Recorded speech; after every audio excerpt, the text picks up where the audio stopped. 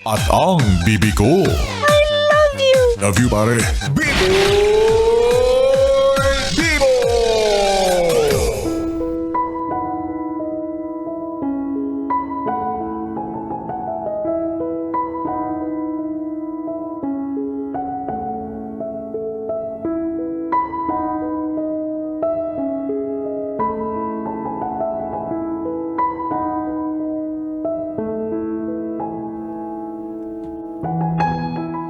Bibi, anong unang pumapasok sa isip mo tuwing naririnig mo ang salitang utang na loob?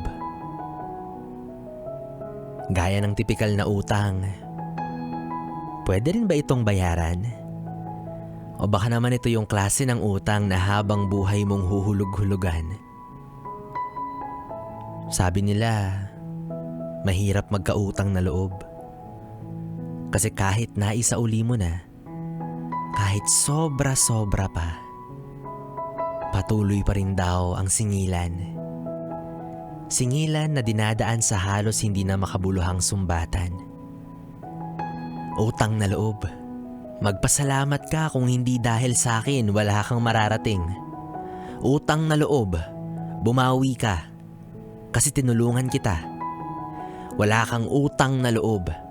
Matapos ang lahat, wala kang utang na loob kung wala ako hindi ka aangat. Utang na loob? Tama na. Ano bang kailangan mong gawin para mabayaran sila? Na tila ba hindi sapat ang salitang salamat? Marunong ka namang tumanaw ng kusang utang na loob. Marunong kang magsauli ng kung ano ang ibinigay o pinahiram sa'yo. Kasi alam mong mas masarap yun sa pakiramdam. Pero ito ba talaga yung kapalit na dapat ibigay kapag natulungan ka? Hindi ba dapat kapag sinabing tulong, buong pusong ginagawa?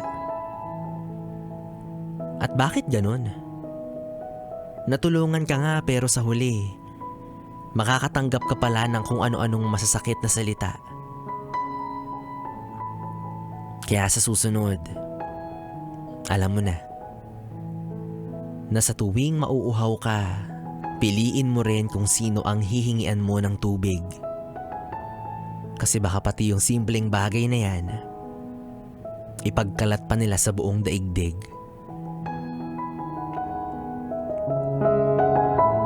Kaya ako alam nyo, hindi talaga ako naniniwala sa utang na loob. Ayoko ng utang na loob. Kasi una sa lahat mayaman naman ako. Sasama ng loob. Diba? Nakakasama ng loob yung utang na loob na yan. Tigilan nyo ako, bahala kayo dyan. Yan yung klase ng utang na mahirap bayaran at ayoko magbayad ng ganyan. Ay, nako, wala na mga yes friend. Tuloy-tuloy pa rin ang ating BB Time. Kapiling ako, DJ B-Boy Bibo hanggang mamayang alas 12 dito sa 101.1 Yes FM. Solid!